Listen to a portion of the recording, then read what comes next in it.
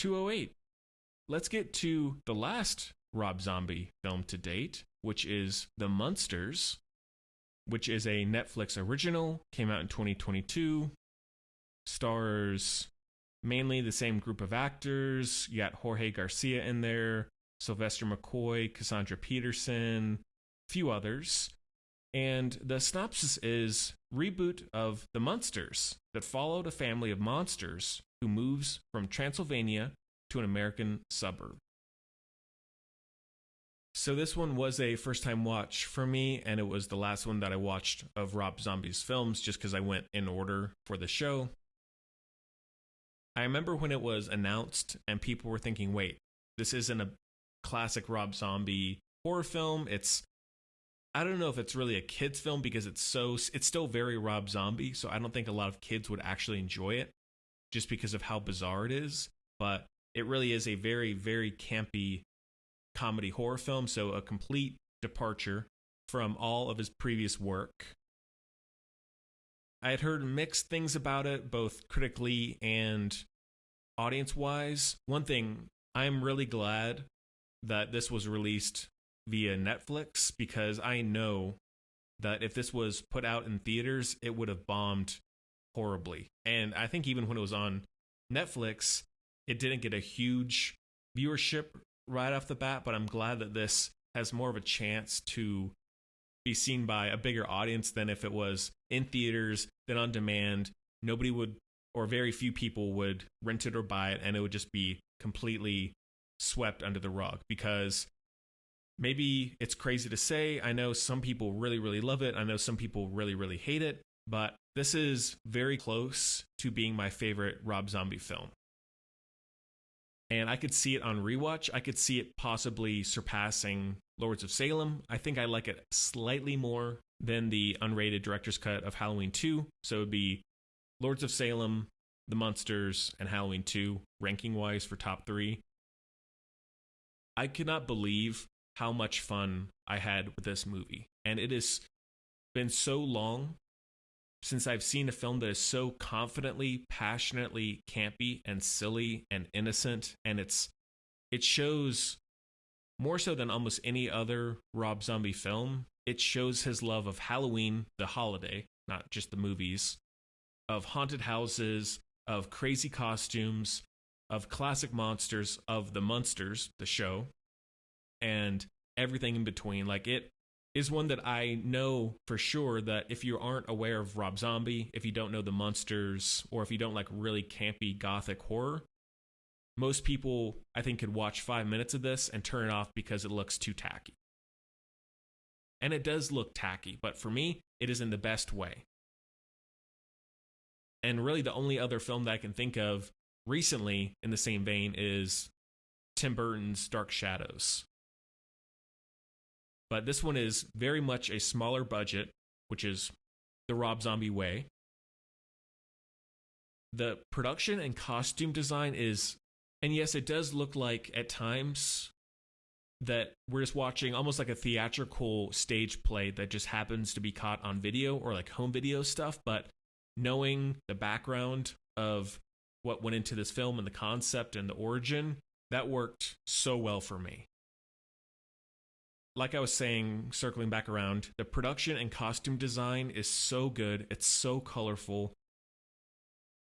Some standout sequences would be the scientist laboratory, like the Frankenstein-esque laboratory. The look of the village, where you see Sherry Moon Zombie wandering around, and there's that mishmash of neon lights and signs, and it's really almost the whole movie feels like you're in some kind of backdoor haunted house or Halloween shop. The look of the castle, the fog on the floor, and all the torches, and the super colorful, vivid backlighting.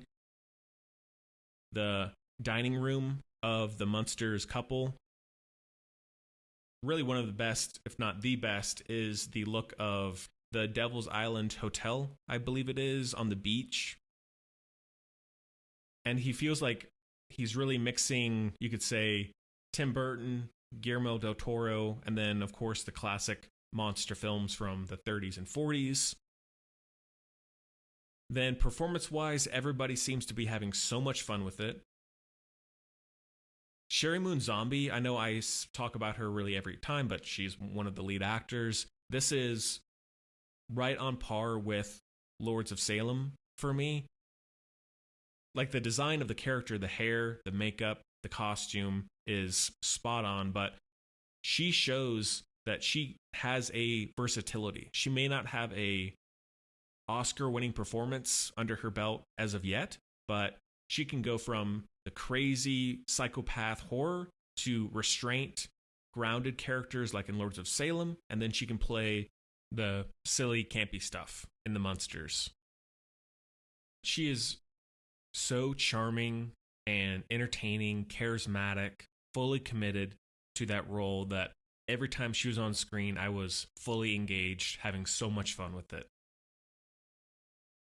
Some broader things, the score is great, the soundtrack as well.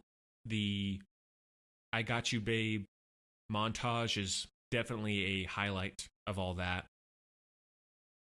And overall, the movie just has a very authentic, enjoyable vaudeville sort of vibe. I was also worried about the runtime. It's almost 2 hours, and I was thinking, oh man, this is going to wear out so easily. And maybe that's a criticism from people who don't like the movie, but after about the first 10 minutes or so where you're getting the feel of it, I was fully on board with it the whole time. I was never really bored. And honestly, I wish it could have gone on longer, because every single scene, there is some sort of visual treat, Halloween treat to enjoy. And if not that, then it was a ridiculous comedy horror moment or a homage. It was honestly such a good mood booster. And if we're being real here, like if we're going to be friends, this probably would have been on my top 10 list in 2022, to be transparent. Maybe that's crazy to say, but that's how I felt and still feel. I definitely do get, like I was mentioning earlier, if it's not a style of movie for you, it's not for you. Rob Zombie will always be niche, no matter what kind of film that he makes, because he's always going to be himself as a filmmaker. And that is incredibly refreshing, incredibly rare in this day and age. Someone who is unafraid to be themselves and show their true passions and love, especially when it comes to the history of cinema, of campy horror, or whatever it might be. I really have come to enjoy Rob Zombie a lot more after having watched all of these movies together than when I would just watch one-offs every now and then. So that one is a heavy, heavy 4 out of 5. Probably will go up over time. Maybe a 5 out of 5 someday. I don't know, but we'll see. Either way, I love it.